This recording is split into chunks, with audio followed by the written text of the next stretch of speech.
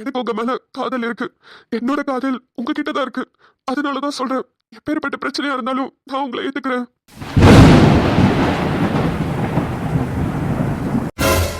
யார் இந்த பையன்? ஃபேஸே கிளியரா தெரிய மாட்டேங்குதே.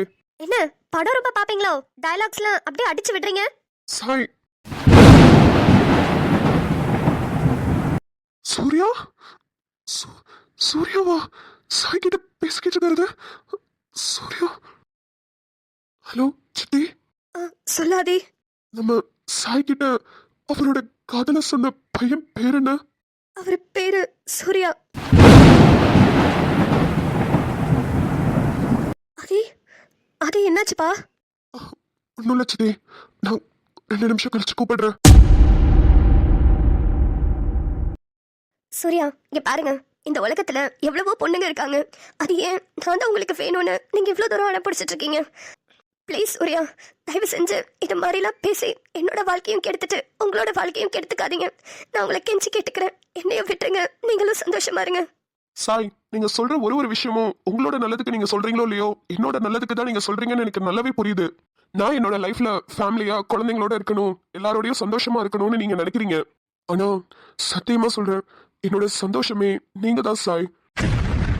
சூர்யாக்கு சாய் மேல இவ்வளவு லவா? ஆனா எப்படி இவங்க 2 பேரும் கனெக்ட் ஆயிருப்பாங்க? இத்தனை நாள் இதை தெரியாம போச்சே. சூர்யா சாயோட ஃப்ரெண்டா? என்னது இது? ஒண்ணுமே புரியல. சாய், நான் நேற்று தான் என்னோட விருப்பத்தை உங்ககிட்ட சொல்லிட்டேன். அதனால உங்களுக்கு பயங்கர அதிர்ச்சியாகவும் ரொம்ப கஷ்டமாவும் இருக்கும். அதனால நீங்க ஒரு வாரம் டைம் எடுத்துக்கோங்க. உங்களுக்கு அந்த ஒரு வாரம் கேப்ல உங்களுக்கு எப்ப வேணாலும் என்ன பிடிக்கலாம், பிடிக்காம கூட போகலாம். ஆனா கண்டிப்பா என்ன பிடிக்கும்னு நான் நம்புறேன். ஆனா ஒரே ஒரு விஷயங்க, உங்க அம்மா என்கிட்ட வந்து பேசினப்போ நீங்க சாயை கல்யாணம் பண்ணிக்கிறதா இருந்தா அதுக்கு முன்னாடி அவளோட பழைய விஷயங்கள்லாம் தெரிஞ்சுக்கிட்டு பண்ணிக்கோங்கன்னு சொன்னாங்க. ஒருவேளை உங்களுக்கு என்ன பிடிச்சிருச்சு அப்படின்னா எனக்கு உங்களோட பழைய விஷயங்கள் எதுவுமே தேவையில்ல சாய். எனக்கு நீங்க மட்டும் என்னோட லைஃப்ல இருந்தா போதும். அது உங்களோட பாஸ்ட்லாம் தெரிஞ்சுக்கணுன்ற அவசியமும் எனக்கு இல்லை. இன்னைக்கு சனிக்கிழமை, அடுத்த வாரம் சனிக்கிழமை இதே டைமிங்ல நான் இங்க வந்து உங்களை மீட் பண்றேன். ஒருவேளை எனக்கு உங்களை பிடிக்கலனா அதுக்கப்புறம் உங்களோட லைஃப்ல நான் டிஸ்டர்ப் பண்ண மாட்டேன். நல்ல டெசிஷன். பார்க்கலாம். பார்க்கலாங்க. சரி, நான் கிளம்புறேன். சாய், சாய் அழுகாதடா அம்மா. சாய், என்னடாமா ஏன் இவ்வளவு சோகமா இருக்க? ஒன்றும் இல்லைண்ணா. சரி வா, இங்க பார்க்ல உட்காந்து என்ன பண்ற? வா நம்ம வீட்டுக்கு போலாம். இல்லைண்ணா, நான் வரல. அட வாமா, நான் தான் சொல்றேன்ல. சரி, நம்ம வீட்டுக்கு போவேணாம், எங்க வீட்டுக்கு போலாம் வா. என் உயிரில் இருந்து பிரிந்த பகுதி இங்கே,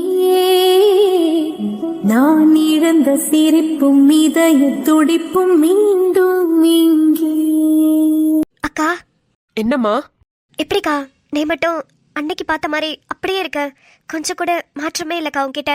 சுடர், அத நான் உன்கிட்ட சொல்லணும். என்றும் இளமையா எதுவும் மாறாம நீதான் அப்படியே இருக்க. பேசுறது, நடந்துக்கிறது, தூங்குறது, சாப்பிடுறதுன்னு கொஞ்சம் கூட மாறவே இல்ல. ஏங்கா, என்ன இவரோட பஸ் ஏத்தி விட்டுட்டு நீ போனில, அப்புறம் என்னதாங்க நடந்துச்சு? அம்மா எப்படிக்கா செத்து போச்சு? சொல்லுக்கா. இப்ப எதுக்கு 30 வருஷத்துக்கு முன்னாடி நடந்ததெல்லாம் கிளறி கிளறி பேசிக்கிட்டு இருக்க? அதெல்லாம் ஒண்ணு வேணாம், பேசாம இரு. கா சொல்லுக்கா, எனக்கும் தெரிஞ்சுக்கணும்ல. நீ தெரிஞ்சுக்க வேண்டிய விஷயமா இருந்தா கண்டிப்பா நான் உன்கிட்ட சொல்லுவேன். என்ன? நீ வாயை மட்டும் திறந்து ஏதாவது சொல்லிடு. அதிசயம் தான், உன்கிட்ட இருந்து ஏதாவது வாங்க முடியுமா? சரி, நீ சொல்லு. 30 வருஷத்துக்கு முன்னாடி அந்த பஸ் ஏறி நீ போனியே, அப்புறம் என்னாச்சு? பெருசா எதிர்பார்த்த அளவுக்கு இல்லக்கா. அவரு கொஞ்சம் சிடுசிடுன்னு இருக்க ஆரம்பிச்சிட்டாரு. நானும் அதுக்கு பழகிக்கிட்டு அப்படியே வாழ்ந்துட்டேன். இப்போ ஓரளவுக்கு பரவாயில்ல. 2 பிள்ளைங்களை கட்டி கொடுத்ததுக்கு அப்புறம் கொஞ்சம் நல்லாயிட்டாரு. எல்லாருக்கும் அப்படிதான் சுடர். நம்ம எதிர்பார்த்த வாழ்க்கை நம்மளுக்கு எப்போதுமே கிடைக்காது. அதுவா கொடுக்கறத நம்ம ஏத்துக்கிட்டு சந்தோஷமா இருக்கணும்.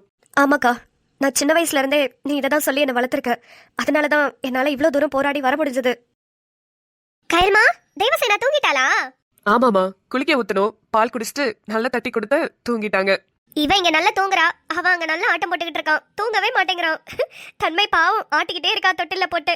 இங்க கூட்டிட்டு வாமா, நான் தட்டி கொடுக்கறேன். சில பேரோட கைப்பக்குவத்துக்கு குழந்தைங்க நல்லா தூங்கிடுவாங்க. போங்கம்மா, அவன் முழிச்சிருந்தாதான் எங்களுக்கு என்டர்டைன்மெண்ட்டே. நாங்க ஜாலியா வந்துட்டு விளையாடிக்கிட்டு இருப்போம். அப்புறம் அவன் தூங்கும் போது இவ எந்திரிப்பா, அப்புறம் இவ கூட விளையாடுவோம். இல்ல கண்ணு, குழந்தைங்க நல்லா தூங்கணும். அவங்க நல்லா தூங்குனாதான் உடம்பு வளர்ச்சி கொடுக்கும். இல்லம்மா, இவங்க 2 பேரும் தூங்கிட்டாங்கன்னா வீடே அமைதியா இருக்கணும். தன்மை டிவி போட்டா கோவப்படுறா, நடந்து போனா கோவப்படுறா, உட்கார்ந்தா கோவப்படுறா, சத்தமே வரக்கூடாதுங்கிறா. பிறந்த குழந்தைங்களம்மா சின்ன சவுண்ட் கேட்டா கூட டக்குன்னு எந்திரிச்சிருவாங்க. அவங்க பயந்து போய் எந்திரிச்சாங்கன்னா அழுதுகிட்டே இருப்பாங்க. அதுக்காக தான் அம்மா சொல்றாங்க. போர் அடிக்குது. இவங்க 2 பேரும் முடிச்சதுக்கு அப்புறம் சொல்லுங்க, நான் அதுக்கப்புறம் வந்து ஃபன் பண்றேன். அது வரைக்கும் நான் ரோஜா வீட்டுக்கு போயிட்டு கண்மணி ரோஜாவை கூட்டிக்கிட்டு அப்படியே புஷ்பாவையும் கூட்டிக்கிட்டு நாங்க ஃபன் பண்ண போறோமே. ஏய் கேர்ள்ஸ் கேங்கா, நானும் வரேன்டி, என்னையும் சேர்த்துக்கோங்கடி. கையலம்மா பாருங்க பாருங்க பாருங்க, இதுதான் உங்க தங்கச்சியோட ரியல் ஃபேஸ். நீங்க வந்துட்டீங்களாமா? ஒரு வாரம் அப்படியே எமோஷனலாவே உங்க பக்கத்துலயே உட்கார்ந்திருந்தாங்க. இது என்னம்மா பிரமாதம்? இதை விட நான் நிறைய பாத்திருக்கேன். அவ எப்போதும் அப்படிதான். சுடரே, உனக்கு வயசாயிடுச்சு, பேரம் பேத்திங்களாமே வந்தாச்சு. அவங்களெல்லாம் தாளாட்டி சீரூட்டி எல்லாம் பண்ண வேண்டியது நீதான். கேர்ள்ஸ் கேங் கூட உட்காந்து சில் பண்றதுக்கு வரேன்னு சொல்லிக்கிட்டு இருக்க. ஏய் பாத்தியா, இந்த அபார்ட்மெண்ட்டுக்கு புதுசா குடி வந்தோனே இங்க உன் ஃப்ரெண்ட்ஸ் எல்லாம் பார்த்துட்டு என்ன கழட்டி விடுற பாத்தியா? இதுக்கு முன்னாடி உனக்கு நான் தானடி பார்ட்னர் இன் கிரைம். ஆமா, அதுக்குன்னு இப்ப போற இடத்துக்குலாம் உன்னையும் கூட்டிட்டே போக முடியுமா? நீ வேற உங்க அக்காவை 30 வருஷம் கழிச்சு பாத்திருக்க. உட்கார்ந்து அந்த கதையெல்லாம் பேசுமா, உங்க அக்காவுக்கு போர் அடிக்கும்ல. சுடரு, நிம்மதி உன்னோட பொண்ணுன்னு மணிக்கு ஒரு தடவை இல்ல, நிமிஷத்துக்கு ஒரு தடவை ப்ரூவ் பண்ணிட்டு இருக்கா. ஐயோ கயலம்மா, அடிக்கடி எங்க அம்மா சொல்லிக்கிட்டே இருப்பாங்க, எங்க அம்மா மாதிரி நானா, தன்மை உங்களை மாதிரியா, அப்படியே சைலண்டா ரிசர்வ் டைப்பா ஒரு மாதிரி பிளசண்டா இருப்பா. ஆனா நானும் அம்மாவும் சேர்ந்தா வைப் பண்ணிக்கிட்டே இருப்போம். அது மாதிரிதான் இருப்போம். ஆனா அப்படியே தன்மை வந்து உங்களை மாதிரின்னு சொல்லிக்கிட்டே இருப்பாங்க அம்மா. ஆமாமா, அதான் பார்த்தாலே தெரியுது. சரி கயலம்மா, நான் வெளியே போயிட்டு வரேன். சரிம்மா, போயிட்டு வா. ஏக்கா, பாப்பாவை தூக்கிட்டு வா, நம்ம பெட்ல போட்டு அங்கேயே கொஞ்ச நேரம் படுத்துட்டே பேசுவோம். சரிம்மா. எல்லாரும் வீட்லயும் எல்லாரும் எப்படி எல்லாம் இருக்காங்க. இவர் மட்டும் தான் எப்ப பாரு லேப்டாப், போன், ஹெட்போன் இப்படியே உட்கார்ந்துருக்காரு. லவ் பண்ணும் போதெல்லாம் எப்படா என்ன பாப்போம், எப்படா என் கூட பேசுவோன்னு ரொம்ப ஆர்வமா இருந்தாரு. கல்யாணத்துக்கு அப்புறம் எல்லாரும் மாதிரி இவரும் மாறிட்டாருல. நான் நினைச்சே பார்க்கல இப்படி எல்லாம் இவர் இருப்பாருன்னு. அவராவே வந்து பேசட்டும், அப்பயாவது அட்லீஸ்ட் அந்த லேப்டாப்பை விட்டு எந்திரிச்சு வந்து என்கிட்ட பேசணும்னு தோணும்ல. கோச்சிக்கிட்டு வந்து 1/2 மணி நேரம் ஆகுது, இன்ன வரைக்கும் வரல. அப்படி என்னதான் அந்த மனுஷன் பண்றாரு? ஒருவேளை இப்ப மறுபடியும் நம்ம கிட்ட தானே வந்தாகணும்னு சொல்லி நம்மள அப்படியே விட்டுட்டாரோ?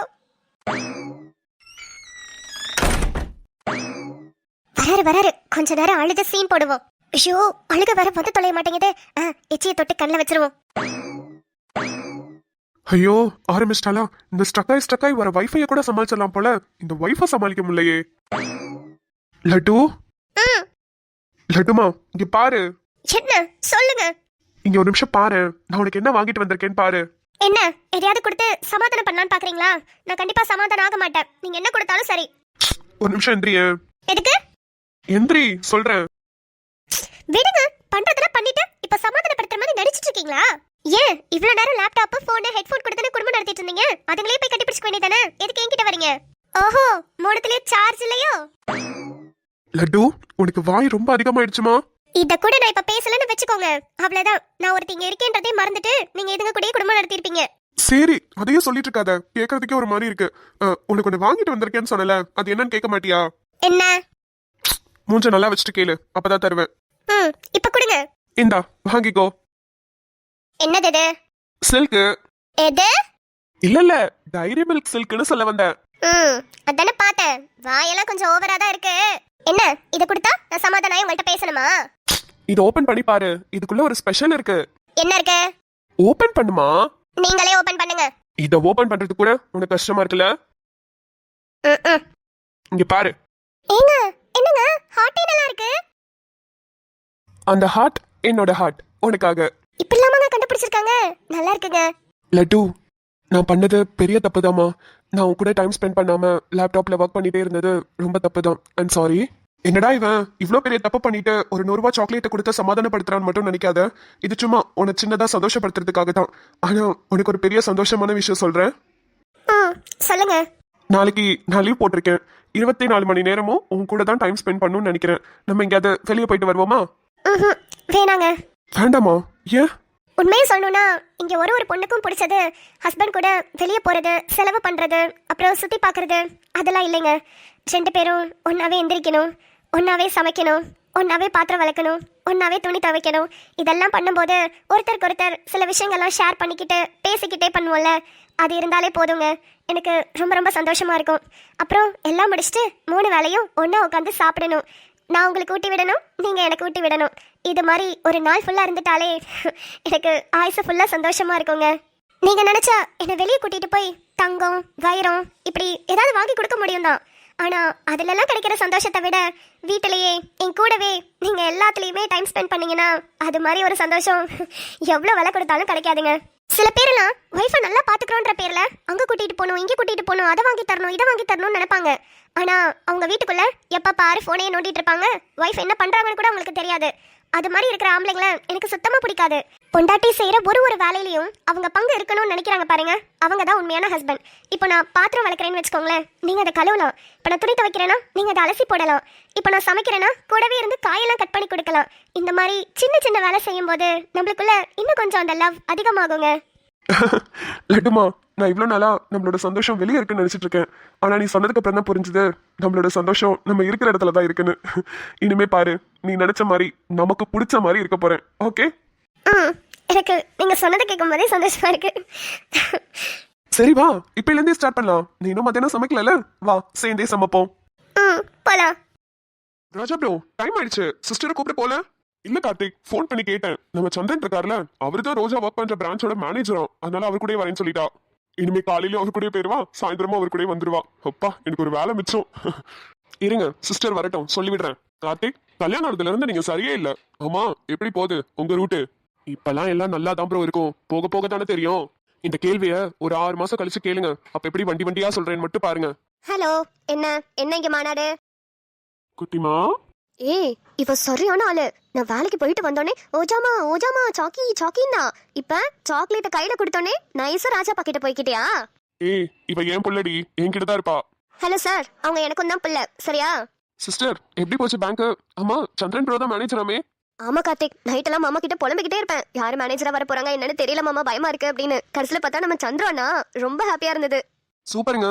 எல்லாம் ஒரே அபார்ட்மெண்ட், ஒரே இடத்துல ஒர்க்ன்றப்போ இன்னும் நம்மளுக்கு ஃபிளெக்சிபிளா தான் இருக்கும். ஆமா, என் ஆளு உள்ள என்ன பண்றா? வடை சுட்டுக்கிட்டு இருக்கா, போய் பாருங்க. ஏங்க விளையாடாதீங்க, சொல்லுங்க. ஆட சத்தியமாங்க, வடை தான் சுட்டுக்கிட்டு இருக்கா, போய் பாருங்க. இருங்க, போய் பார்த்துட்டு வரேன். ரோஜாமா, வேலை உனக்கு ரொம்ப கஷ்டமா இருக்கா? ஒரு கஷ்டமா இப்போதைக்கு இல்ல மாமா, ட்ரைனிங் பீரியட்ல தானே இருக்கேன். அதே மாதிரி எல்லா வேலையிலும் கஷ்டம் இருக்க தானே செய்யும், பாத்துக்கலாம். எனக்கும் எப்படா இங்க டிரான்ஸ்ஃபர் பண்ணுவாங்கன்னு இருக்கு. ஒன்னும் சொல்லவே மாட்டாங்க. நானும் போனேன்னா உனக்கும் கொஞ்சம் பர்டன் குறையும்ல. என்ன குறையும்? நீங்க வேலைக்கு போறீங்கன்றதுக்காக எனக்கு என்ன வேலையை கொடுக்காம இருக்க போறாங்க? அப்படிலாம் ஒண்ணும் இல்ல மாமா, எல்லா இடத்துலயும் ஒரே மாதிரி தான். நீங்க உங்களுக்கு இங்க டிரான்ஸ்ஃபர் போடுற வரைக்கும் நல்லா ஜாலியா என்ஜாய் பண்ணுங்க. அப்புறம் டிபி நல்லா சமைச்சிருப்பாளே. சூப்பரா இருந்தது ரோஜாமா. ஒன்னும் பெரிய மெனுலாம் இல்ல. சாம்பார், ரசம், வடை, பாயாசம், கொஞ்சம் உருளைக்கிழங்கு பொரியல், இவ்வளவுதான் வச்சிருந்தா. செம்ம டேஸ்டா இருந்தது. நைட்டு சாப்பாட்டுக்கு உன்னையும் கூட்டிட்டு வர சொன்னா, எல்லாரும் சேர்ந்து போவோம். பத்தாததுக்கு கேக்கெல்லாம் வேற செஞ்சு வச்சிருந்தா, நல்ல டேஸ்டா இருந்தது. கேக்கெல்லாம் செய்யற அளவுக்கு வளர்ந்துட்டாளா? அப்போ ஓகே, இன்னைக்கு ஒரு புடி பிடிச்சிட வேண்டியதான். ஏய் போண்டா, என்னடி சாக்லேட் சாப்பிடாம என்ன பாத்துட்டு இருக்க? சாக்லேட் நல்லா இல்லையா? வேணாமா? அப்ப எனக்கு கொடுத்துரு, நான் சாப்பிட்டுக்கிறேன். எனக்கு வேணும். சரி, பிள்ளைய காலையில இருந்து பாக்கலையேன்னு வரும்போது ஆசையா சாக்லேட் வாங்கிட்டு வந்து உங்ககிட்ட விளையாடலான்னு பார்த்தா, நீ என்னடானா வந்து உட்காரும் போது உங்க அப்பா கிட்ட போய் உட்காந்துக்கிட்ட இல்ல? தங்கம்மா, நீ சொல்லு, உனக்கு ராஜாப்பா பிடிக்குமா இல்ல ரோஜாமா பிடிக்குமா? எனக்கு ராஜாப்பா தான் பிடிக்கும். அடி பாவி போண்டா குட்டி, உன்னை டீக்குள்ள வச்சு அமுக்குறனாலயான்னு பாரு. இவ்வளவு தூரம் ஆசையா நான் வரும்போது உனக்கு சாக்லேட்லாம் வாங்கிட்டு வரேன், ஆனா நீ உனக்கு ராஜா பார்த்தா பிடிக்கும்னு சொல்றல. நான் தான் சொன்னலடி, அவ ஏன் புள்ள. ஒரு மனசாட்சியோட ஒரு கர்ட்டஸிக்கு கூட எனக்கு ரோஜாமாவையும் பிடிக்கும்னு ஏதாவது உன் வாயில இருந்து வருதா? இல்ல நீ சாக்லேட்டை கூட, உனக்கு சாக்லேட்டே கிடையாது, நீ கூட.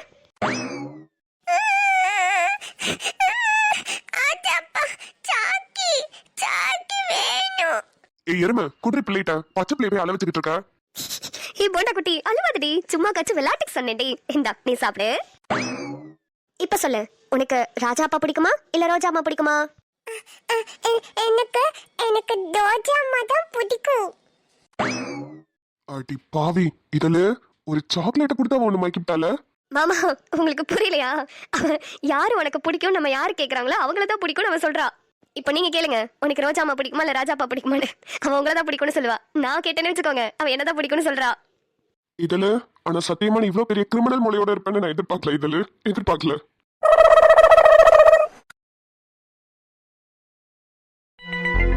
சாய், அம்மாவும் ஜனனியும் எல்லா விஷயத்தையும் என்கிட்ட சொல்லிட்டாங்க. சூர்யா உன்னை லவ் பண்றேன்னு சொன்னது, அதுக்கு நீ உனக்கு குழந்தை பிறக்காதுன்னு சொன்னது, அப்புறம் அம்மா சூர்யா கிட்ட பேசினதுன்னு எல்லா விஷயமும் என்கிட்ட சொல்லிட்டாங்க. அண்ணா, நீயே சொல்லு, நான் பேசுனதுல ஏதாவது தப்பு இருக்கா அண்ணா? என் நிலைமையில எந்த பொண்ணா இருந்தாலும் இதுதானே பேசியிருப்பாங்க. நீயும் ஒரு பையன் தானே, ஒருவேளை உனக்கு இந்த மாதிரி ஒரு பொண்ணு எதுவுமே சொல்லாம ஏமாத்திட்டு கல்யாணம் பண்ணிட்டு அப்புறம் எல்லாத்தையும் சொன்ன உனக்கு கஷ்டமா இருக்கும்லன்னு அதனால தானே நான் சூர்யா கிட்ட எல்லாத்தையும் முன்னாடியே சொன்னேன். குழந்தை பிறக்காதுன்னு சொன்ன விஷயத்துக்கே அவர் என்னை விட்டுட்டு போயிடுவாருன்னு நினைச்சேன்னு. ஆனா அதுக்கப்புறமா வந்து நிக்கிறாரு. இப்போ என்னோட கதையெல்லாம் சொன்னா அவரு கண்டிப்பா போயிடுவாரு. எனக்கு அது நல்லாவே தெரியும். தங்கம் இங்க பாரு, நீ எல்லா பசங்களையும் ஒரே மாதிரியே நினைக்கிற. ஒரு சில பேரு பரவாயில்ல, என்ன நடந்தாலும் சரி எனக்கு என் காதல் தான் முக்கியம்னு ஏத்துக்கிறவங்களும் இருக்காங்க. அது மாதிரி கூட சூர்யா உன்னை ஏத்துக்கிறதுக்கு வாய்ப்பு இருக்குல்லம்மா. அண்ணா நீ சொல்றது சினிமாக்கு வேணா நல்லா இருக்கணும், ஆனா வாழ்க்கைக்கு எப்படின்னு கண்டிப்பா செட் ஆகாதுன்னு. நாளைக்கு ஏதாவது ஒரு இடத்துல அவர் என்ன சொல்லி காமிச்சிட்டாருன்னா எனக்கு எவ்வளவு வருத்தமா இருக்கும். அந்த நிமிஷமே நான் செத்து போயிடுவேன்னு. தங்கம், உன்னோட நல்ல மனசுக்கு நல்லது மட்டும்தான் நடக்கும். நீ ஏன் இப்படி எல்லாம் பேசுற? என் மனசு மட்டும் நல்லா இருந்தா போதுமான வர்றவங்க மனசும் நல்லா இருக்கணும்ல. எனக்கு அதனால தானே விருப்பமே இல்லை. என்னையே இந்த கல்யாணத்துல ஒரு இதுக்குள்ள தள்ளுறீங்கன்னு எனக்கு புரியல. சூர்யா கண்டிப்பா என்னை வந்து ஃப்ரெண்டுன்னு தான் சொல்லுவாருன்னு நினைச்சேன். ஆனா அவரும் இப்படி கவுத்து விடுவாருன்னு நான் நினைக்கவே இல்லைன்னு. அவர் அந்த கண்ணோட்டத்துல தான் என்கிட்ட பழகி இருக்காருன்னு எனக்கு தெரியாமே போயிடுச்சு. சரிடாமா, அழுகாத. எனக்கு ஒரு விஷயம் தெளிவா சொல்லு. கேளுன்னு. சூர்யா உன்னை காதலிக்கிறதா சொல்லியிருக்காரு. நீ சூர்யாவை பத்தி என்ன நினைக்கிற? நீ அவரை ஃப்ரெண்டா தான் பாத்தியா இல்ல? அண்ணா உண்மையை சொல்லணும்னா ஃபர்ஸ்ட் நான் சூர்யா கிட்ட ஃப்ரெண்டாக தான் பேசிக்கிட்டு இருந்தேன். அதுக்கப்புறமா ஒரு சிச்சுவேஷன் ஒன்று வந்துச்சு. சூர்யா அவருக்கு யாருமே இல்லைன்னு சொல்லியும் அவருக்கு ஷேர் பண்ணுறதுக்கு கூட ஆளே இல்லைன்னு சொல்லியும் அழுதுட்டு இருந்தாரு. அப்போ நானும் வந்து அவரை சமாதானப்படுத்திட்டு இருந்தேன். திடீர்னு அவர் என் மடியில் படுத்து ஆள ஆரம்பிச்சிட்டாரு. அந்த ஒரு செகண்ட், அந்த ஒரு நொடி எனக்கு ஒரு மாதிரி ஆயிடுச்சுன்னு. அதுல இருந்து எனக்கும் சூர்யா மேல லைட்டா ஒரு அட்ராக்ஷன் இருந்துச்சு. நான் இல்லைன்னு போய் சொல்ல மாட்டேன். அதுக்கப்புறம் எதுவா இருந்தாலும் அவர் எனக்கு மெசேஜ் பண்ணுவாரு. நானும் எதுவா இருந்தாலும் அவர்கிட்ட பேசுவேன். இப்படி ஒரு 2 நாள் போய்கிட்டு இருக்கப்போதான் எனக்கு திடீர்னு தோணுச்சு, இல்ல நம்ம ஒரு பையனோட லைஃபை ஸ்பாயில் பண்ணிட்டு இருக்கோம். அவரை நம்ம வச்சு நம்ம ஏமாத்தக்கூடாது, அவருக்கு துரோகம் பண்ணக்கூடாதுன்னு சொல்லி இந்த நானே கண்ட்ரோல் பண்ணிக்கிட்டேன்னு. அதுக்கப்புறம் அவர் எப்போ எனக்கு கால் பண்ணாலும், அவர் எப்போ என்ன நேரில் மீட் பண்ணணும்னு சொன்னாலும் நான் அவரை அவாய்ட் பண்ணிக்கிட்டே தான் இருந்தேன். இப்படியெல்லாம் பண்ணா அவர் என்னோட லைஃப்பை விட்டே போயிடுவாருன்னு நினைச்சேன். ஆனால் அவர் என்னை ரொம்ப மிஸ் பண்ணியிருக்காருன்னு எனக்கு இப்போ தானே புரியுது. அந்த மிஸ்ஸிங் தான் அவரை இன்னும் கொஞ்சம் என்ன லவ் பண்ண வச்சிருக்கு. எனக்கு என்ன பண்றதுன்னு புரியலண்ணா. தங்கம், ஓகே ஓகே, எமோஷனல் ஆகாத. தண்ணி குடி, இந்தா. வேண்டாண்ணா, அதினா எனக்கு ரொம்ப பயமா இருக்கு. அதினா சாய்மா, உனக்கு சூர்யா மேல இன்ட்ரெஸ்ட் இருக்குன்னு மட்டும் நீ சொல்லிட்டல, இது போதுண்டாமா எனக்கு. எப்படியாவது எப்பாடுபட்டாவது உன்னையும் சூர்யாவையும் சேர்த்து வைக்க வேண்டியது என்னோட பொறுப்பு. சின்ன வயசுல இருந்து ஃபுல்லாவே கஷ்டப்பட்டிருக்க. ஒரு குழந்தைக்கு என்ன நடக்கக்கூடாதோ அது எல்லாமே உனக்கு நடந்திருக்கு. இதுக்கப்புறம் அதுவும் வாழ்க்கை சந்தோஷமா இருக்கணும். அதுக்கு நான் என்ன பண்ணணுமோ அது கண்டிப்பா பண்ணுவேன் சாய். தங்கமயில பயப்படாதம்மா, அண்ணன் நான் இருக்கேன் உனக்கு. உலகமே இவளென இவன் வாழும் அழகை பாரடா, மகள் என வளர்க்கிறான் இவன் உயரம் குறைந்த தாயடா. இப்போ சூர்யா கிட்ட என்னால பேசவே முடியாது. சாய் என்னோட தங்கச்சின்னு தெரிஞ்சா அவன் சாயை விட்டுட்டு போனாலும் போயிடுவான். அதனால நம்ம பேசாம இருக்கிறது தான் நல்லது. ஏற்கனவே நிலாவை நான் கல்யாணம் பண்ணதுல கோவமா இருந்தான். அதுக்கப்புறம் சேர்ந்து வாழலன்னு கோவமா இருந்தான். இப்போ டிவோர்ஸ்னு தெரிஞ்சா அது இன்னும் கோவப்படுவான். வேணாம், நம்ம வாழ்க்கையால சாயோட வாழ்க்கை கண்டிப்பா பாதிக்கப்படக்கூடாது.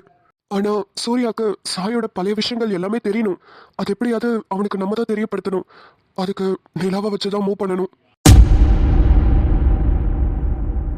சாய்மா, அம்மா கிட்ட சொல்றேன், ஒரு 2 days இங்கே நீ நம்ம வீட்லயே ஸ்டே பண்றியா? எனக்கும் உன் கூட இருக்கணும் போல இருக்குண்ணா. நான் இங்கே இருக்கேன். இவன் அண்ணன் பாதி தந்தை மீதி ஆனானே ஆனானே.